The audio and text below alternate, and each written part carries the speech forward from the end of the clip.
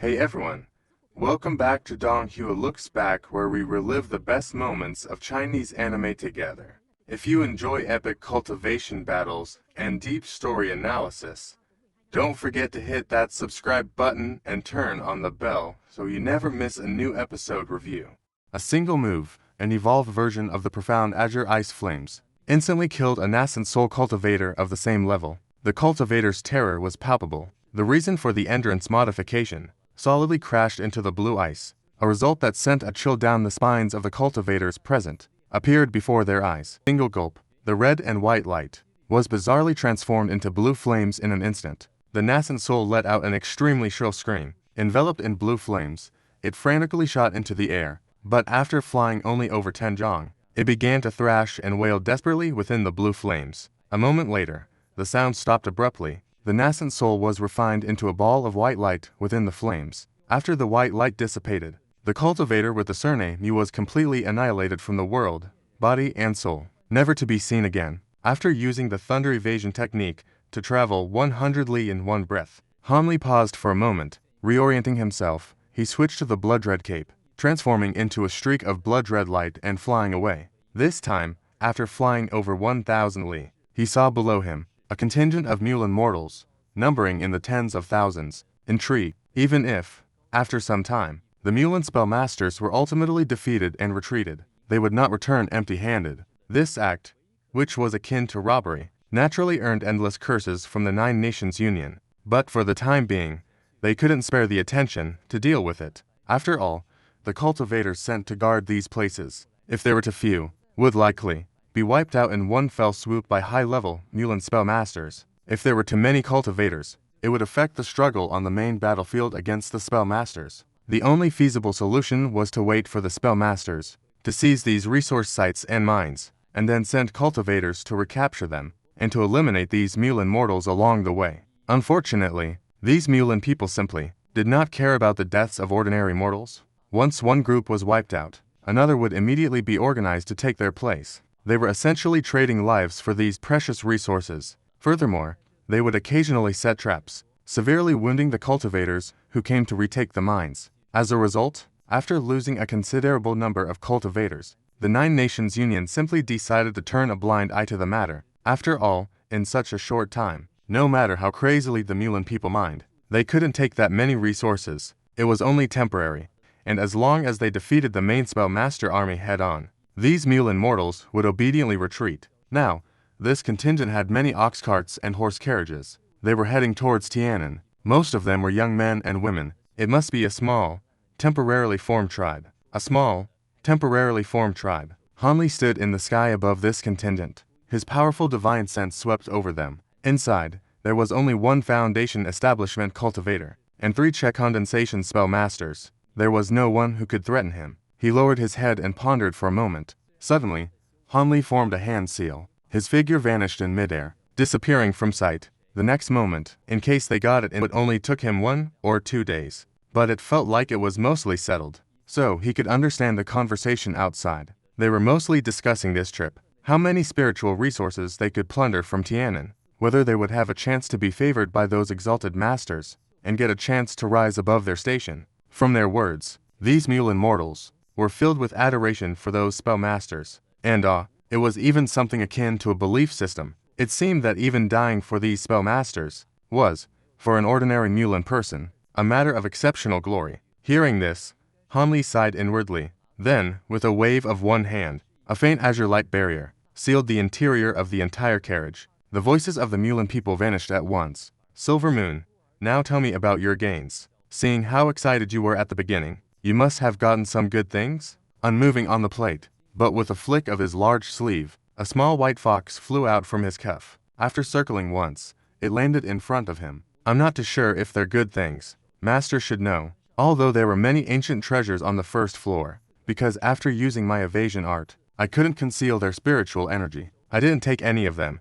But on the 12th floor, those jade boxes you were all fighting fiercely for, there were originally 6 of them. I took half. Hee. Actually, I originally wanted to take most of the jade boxes, but I was afraid that if too few were left, it would arouse their suspicion, which would be bad. So I only took 3. The little fox squatted on the ground, letting out a light laugh. Then, it opened its mouth, and spat out 3 sparkling jade boxes. They landed steadily in front of Han Li. Han Li glanced at the jade boxes, tapped his waist pouch with one hand, and another identical jade box appeared in his hand. That Reverend King Kun left a total of 6 jade boxes, but 4 of them have ended up in my hands. This trip was worth it after all. Han Li reached out and stroked the lid of a jade box, but said with a laugh, "But master, you're really quite bold. To make a move secretly in front of so many nascent soul cultivators, having me sneak in first. Weren't you afraid of being discovered?" Silver Moon sighed with some lingering fear. Hey, what's there to be afraid of? At worst, I could have used the blood shadow evasion, and escaped in an instant. Besides, when I did that, I was naturally 80 to 90% confident. That moment when I released a flash of spiritual light to cover your entry, wasn't it successful? No one noticed the trickery involved. I was originally a bit worried that you wouldn't be able to conceal your form properly after getting in, and it would be bad if those old monsters discovered you. But looking at it now, the wondrousness of your evasion art far exceeds my imagination. Han Li smiled faintly. He raised his hand and glanced at the white fox, saying with some deep meaning, "Master, you jest. Although the evasion art of our Silver Moon Wolf clan is wondrous, the main reason is that these jade boxes themselves can conceal spiritual energy. Otherwise, whether I could have deceived the divine sense of those old monsters is another matter entirely." Hearing this, Silver Moons, instead, she said with a bright smile. Han Li smiled gently. He didn't press the matter further, but the palm he had placed on the jade box suddenly flashed with an azure spiritual light. Then, with a slight exertion of his 5 fingers, the jade box's surface revealed a trace of white spiritual light, but it was immediately suppressed and dispersed by the abundant azure light, consumed completely. Its lid was easily opened. Inside was a light blue jade slip. Han Li gazed at the jade slip for a moment, let out a soft breath, and then took the jade slip in his hand, and with a somewhat solemn expression, immersed his divine sense into it. The little fox stared at Han Li's face, its pair of dark eyes darting about, looking quite interested. But as time passed bit by bit, Han Li's expression didn't change at all. He maintained a calm demeanor throughout. This made Silver Moon blink her eyes, feeling a bit puzzled. After a full quarter of an hour, Han Li's expression shifted as he withdrew his divine sense. He began to ponder with a furrowed brow, but a moment later, his brow smoothed out. He calmly agreed with the Imperial Inspector. He then reached for the second jade box. He didn't mention a single word about the contents of the jade slip. Silver Moon's curiosity grew even stronger, but she wisely did not ask. The second jade box was opened in the same way. This time, placed inside, was a small and exquisite ring, but it was dark and lusterless, rather unremarkable. "Is this an ancient treasure?" Silver Moon asked, a bit surprised. "It doesn't look like it. It seems to have very little spiritual energy." He hadn't yet looked at the seal, seeming a bit uncertain. Then, he reached out, and easily picked up the dark ring with 2 fingers. He brought it before his eyes, and examined it closely. The material is a bit strange, but it should be just an ordinary magical tool. As for its specific use, that's hard to say. Han Li examined it over and over again, and also scanned it with his divine sense. He made his judgment and said, "It's just a magical tool." A look of disappointment flashed through Yin Yu's eyes. "Don't worry. Since Exalted King Kun was willing to place this item in the river, it means he definitely had some other purpose. Perhaps it will be of great use in the future." Showing no signs of dejection, "Master, look at the remaining 2 jade boxes. I wonder what other treasures are inside." The little fox chimed in unexpectedly, speaking with some anticipation. The remaining jade boxes were also opened by Han Li one by one. In one jade box was a small green porcelain vial. In the other, there was a fist-sized, shimmering purple object. He casually opened the green vial, and held it under his nose for a sniff. An unusually pungent odor assailed his nostrils. His expression changed in a flash. Drastically, as if he had seen a venomous scorpion, he hastily resealed the vial. Then, with a strange look on his face, he glanced at the small vial a few more times. Only then did he carefully put it into his storage pouch. Finally, his gaze fell upon the object emitting a purple light. He took it in his hand. His 5 fingers gently kneaded it. It was incredibly soft. Wisps of glowing threads instantly flickered within the ball of light. Dazzlingly bright. Han Li, a little surprised, let out a soft sound and focused his mind, concentrating his divine sense into a single point. He began to inspect this object. A moment later, with a look of realization, he shook his hand. The ball of light in his hand instantly turned into a patch of purple mist, which hovered above his head. But after a spell seal was cast upon it, it revealed its original form, and fell back into Han Li's hand. It turned out to be a multi-layered, cicada-winged and purple silk net. The threads of the net were so fine they were almost invisible, and they shone with a crystalline light. One look was enough to tell it was a rare treasure in this world. Isn't this the purple cloud net? This is an ancient treasure of considerable fame from the primordial era. When the white fox saw the purple silk net clearly, it blurted out in astonishment, "You know of this famous item. Could it be a heaven-reaching spirit treasure?" A hint of joy appeared in Han Li's eyes, as he suppressed a trace of excitement in his heart and asked, "Not exactly. Although the purple cloud net is a top-tier ancient treasure, it is far inferior compared to a heaven-reaching spirit treasure. However, in terms of defensive divine abilities alone, its uses are indeed wondrous and endless, depending on the power of its refinement. Once this treasure is deployed, it's a rare treasure capable of large-scale defense. It is said that the most superior purple cloud net ancient treasure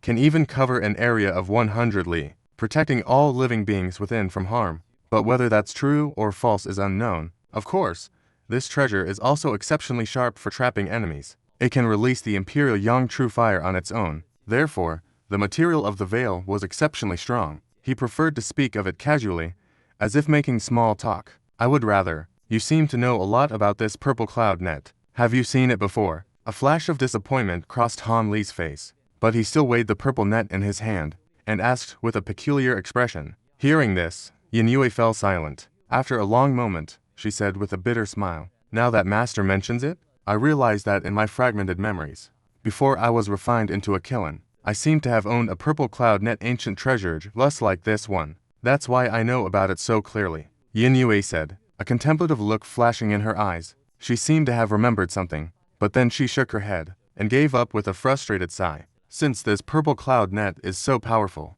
yet I've never heard of exalted King Kun using this treasure against enemies. It seems, 8 or 9 times out of 10, that it came from within that Wisdom Demon Valley." "From that Devillful Valley?" "Unfortunately, among the 4 jade boxes we obtained, there was no information about Devillful Valley. It seems the related items just happened to be in the 2 jade boxes that Marquis Nan Long took." "Truly a pity," Han Li said with a self-deprecating smile. But there wasn't much real frustration in his expression. He was also well aware that obtaining the secrets of Devillful Valley, while offering a future chance to enter the ancient site for treasures, at the same time, would most likely make him a target for everyone. If the news were to leak, who knows how many old monsters and great powers would come looking for him. The pros and cons of this are truly hard to weigh. "Master, was there nothing in that jade slip?" Ying finally couldn't help but ask. "What's recorded in that jade slip?" "Our exalted King Kun's cultivation methods and divine abilities is something I cannot cultivate,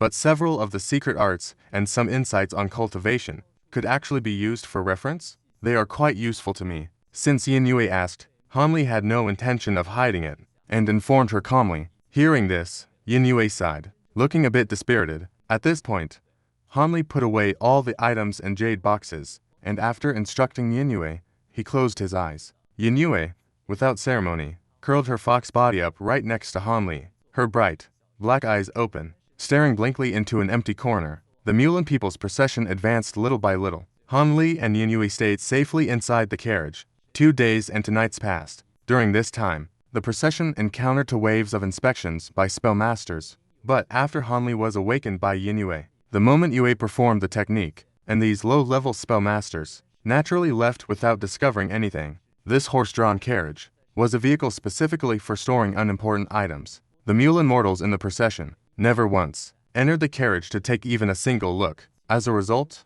as soon as the procession left the Mulan steps, Han Li immediately took Ying and left the procession without anyone noticing. He took another route into the wilderness, heading straight for the heavenly south region, relying on the power of his divine sense. Han Li, from 100 li away, could clearly sense the presence of spellmasters. Therefore, he easily avoided some unnecessary trouble, and passed through the wilderness section smoothly, entering the state of Fengyuan of the 9 Nations Alliance. The state of Fengyuan is one of the closest of the 3 nations to the Mulan. Normally, at several spirit mountains near the border, there are many cultivators from the 9 Nations Alliance stationed.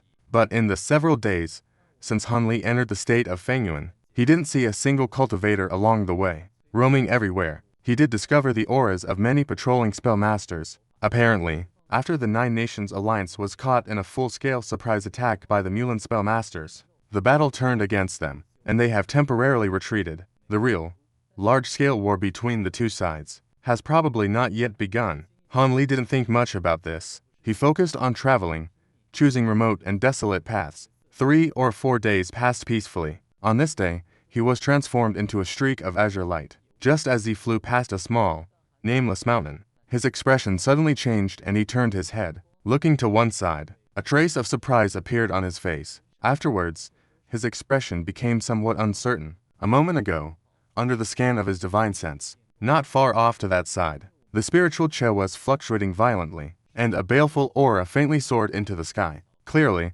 they were cultivators of no weak cultivation, fighting there. For a struggle of this scale to appear here, it was, naturally, most likely, a battle between cultivators and spellmasters. He sensed it a bit more carefully. One of the magical power fluctuations was incomparably strong, belonging to a nascent soul stage existence. The other 4 or 5 people were all at the core formation stage, and they were joining forces to fight that nascent soul stage cultivator. And among the auras of these core formation cultivators, 1 or 2 of them felt somewhat familiar to Han Li, as if he had met them before. He pondered for a moment in his heart. He couldn't recall who it was at the moment. After hesitating for a bit, Han Li couldn't suppress his curiosity, and quietly flew over. With Han Li's divine movement technique, such a short distance was naturally covered in an instant. Ahead, spiritual light flashed, and lights of various colors soared into the sky. The sounds of explosions and whistling were incessant, as if a fierce battle was raging. 5 cultivators,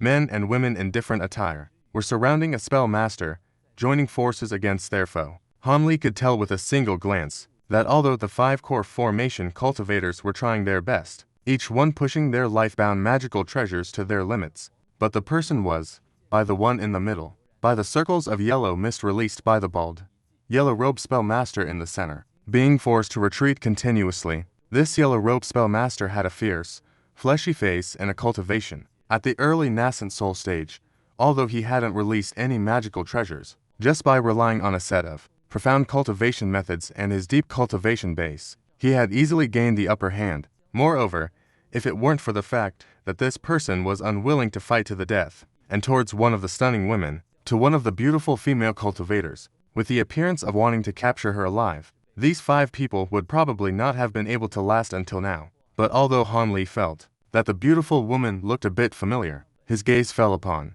a fat old man covered in flesh. A silver-white lightning arc circled this old man's body. The magical treasure he controlled was also a ardent sword that continuously emitted electrical light. Its power was the greatest among the 5 core formation cultivators. It's him. The affairs of this world are truly coincidental. After seeing the fat old man's appearance and cultivation method clearly, Han Li muttered to himself, a complex and hard-to-read expression on his face. You little girl, don't be ungrateful. If it weren't for the cultivation method this high master practices, lacking a high-quality human cauldron, how could I have let you live until now? If you don't surrender to this high master obediently, then don't blame this high master for not knowing how to cherish a beautiful woman. The yellow-robed spell master, having fought for so long, was finally growing impatient. He spoke to the beautiful woman with a sinister smile. Then, he opened his mouth and spat out a yellow object. A misty light seeped out from it. A great spiritual light burst forth from it. Something was faintly inscribed upon it. The bald monk snatched it into his hand. Upon seeing this scene, including the defiant elder and several of the nameless rogue cultivators, all of their expressions changed dramatically. They knew in their hearts that this was bad. How could they not have known that their opponent hadn't been using his full strength all along?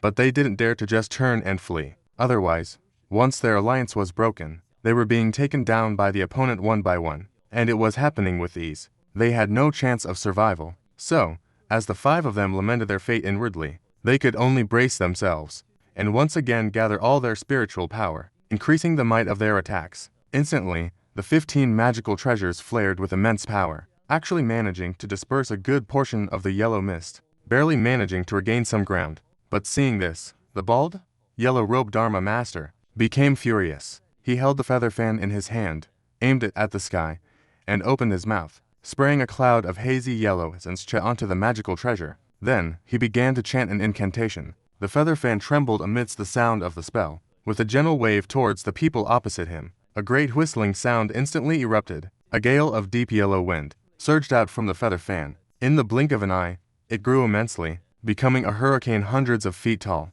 that swept all 5 of the core formation cultivators into it. The ferocity of this wind carried the power to change the color of the heavens and the earth. In an instant, it blew the 5 cultivators' magical treasures every which way. As for the cultivators themselves, they were trapped within the violent wind, unable to control their bodies or break free. Haha, you refuse to do this the easy way.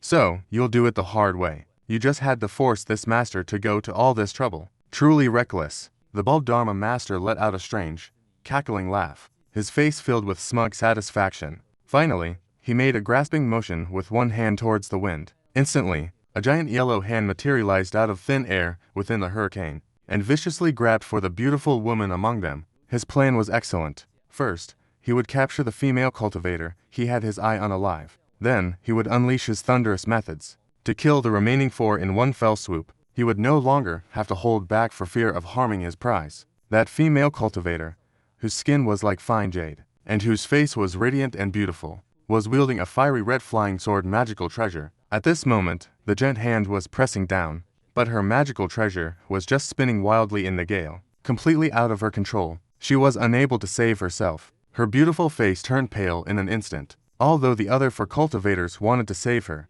they too were being spun around by the fierce wind, disoriented, and out of control. Only the elderly man had the deepest cultivation base, so his situation was slightly better. In his anxiety, he managed to wave one hand, releasing an arc of lightning several feet long. It struck the side of the giant hand, but this attack was like a clay ox sinking into the sea, disappearing without a trace. Just as the giant yellow hand was about to ruthlessly snatch the woman, it suddenly, about 10 feet above her head, disintegrated and vanished. At the same time, from the yellow-robed Dharma master's side, came a cry of shock and anger. Then, the hurricane trapping the cultivators also rapidly shrank, disappearing in the blink of an eye. It was as if the violent wind and giant hand from before had been nothing more than an illusion. As everyone looked at each other in dismay, and naturally turned to look at the bald Dharma master, they saw his figure turn to one side, his eyes staring at an empty spot in the distance, his face filled with apprehension. They couldn't help but feel astounded. Since you dared to break this master's technique, why are you hiding and afraid to show yourself? After a flash of shock on his face, the yellow-robed Dharma master suppressed his anger and shouted loudly. They completely ignored the original group of female cultivators. It is not I who is hiding. It is that your excellency's cultivation is insufficient to see through my presence. That is all. It seems your excellency has only recently broken through to the Nascent Soul stage, hasn't it? You are far worse than the other Dharma masters I have met. From that empty space came the leisurely voice of a man. Then, with a flash of clear light, a figure appeared, a young cultivator with ordinary features. It was Han Li himself. Just now, when he saw the 5 people trapped, and in a critical situation, so he no longer held back. From a distance, he released a streak of azure sword light, which knocked the featherfin magical treasure away in a single blow. The hurricane was naturally dispelled with ease. Seeing Han Li appear there, the elderly man and the others were first stunned, and then, after sensing Han Li's Nascent Soul stage cultivation, they became overjoyed. They knew their lives were saved. The female cultivator, in particular, hurriedly bowed from a distance, and said respectfully, "Junior Nie Ying, thank you, Senior, for the grace of saving my life." Hearing the name Nie Ying, Han Li couldn't help but glance sideways at her. He vaguely remembered this woman, but right now, he couldn't be bothered to say anything. Instead,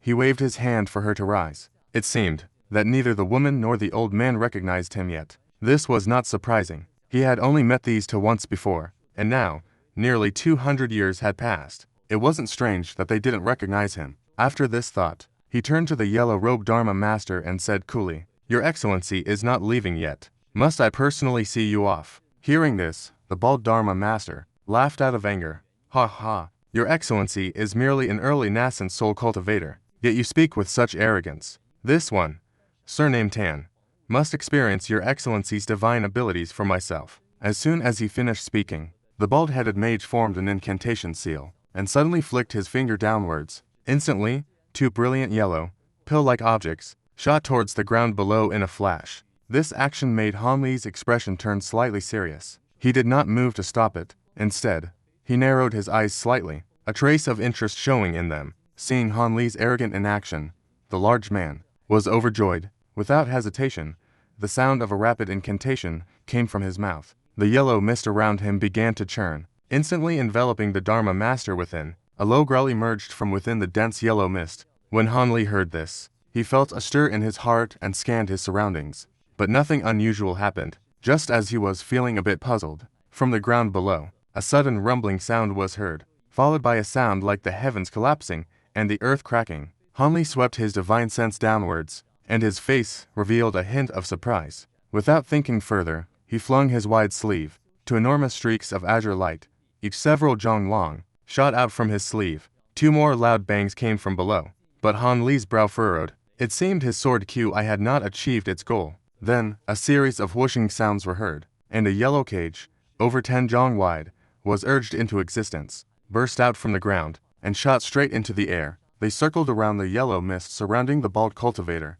bearing their fangs and claws, circling erratically in a protective stance. Han Li discovered with surprise, came entirely from the yellow pellets on the dragon's heads. The pellets were perfectly embedded between the dragon's brows, shining brightly, and emitting a strange yellow glow. Heh. First try, the power of my spirit-gathering beast. The bald Dharma master's arrogant laughter came from within the yellow mist. Then, 2 yellow spell seals struck the earth dragons. Instantly, the 2 earth dragons, with menacing auras, it pounced directly towards Han Li. Han Li's brow furrowed, but it immediately smoothed out as he let out a light sigh. He opened his mouth, and a wisp of pale blue ice flame shot out. Midway, it split in 2, becoming even finer wisps of flicked out. His deceptively easy strike, to pieces.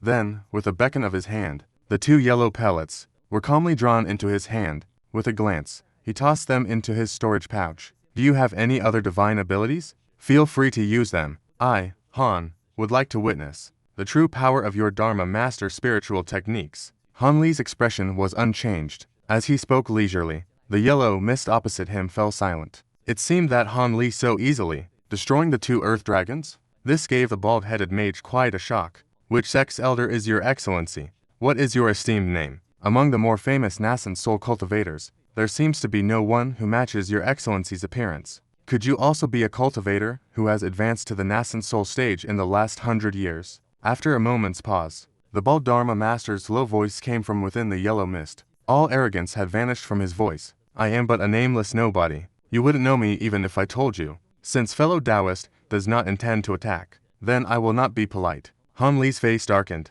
and his tone turned grim. With a single hand, he slapped the spirit beast pouch at his waist. Countless brilliant golden flying insects swarmed out from the pouch's opening. These were the gold devouring beetles that Han Li had painstakingly nurtured. This was the first time Han Li had truly used them in combat. He wanted to test if these spirit hesitateful devouring beetles was truly beyond his expectations. Although he had some doubts in his heart, but Han Li still took the thing he had just released, which he had just released and had yet to accomplish anything. He put them back into his spirit beast pouch. Then, with a calm expression, he slowly flew towards the elderly man and the other, and had the puppet fly slowly forward.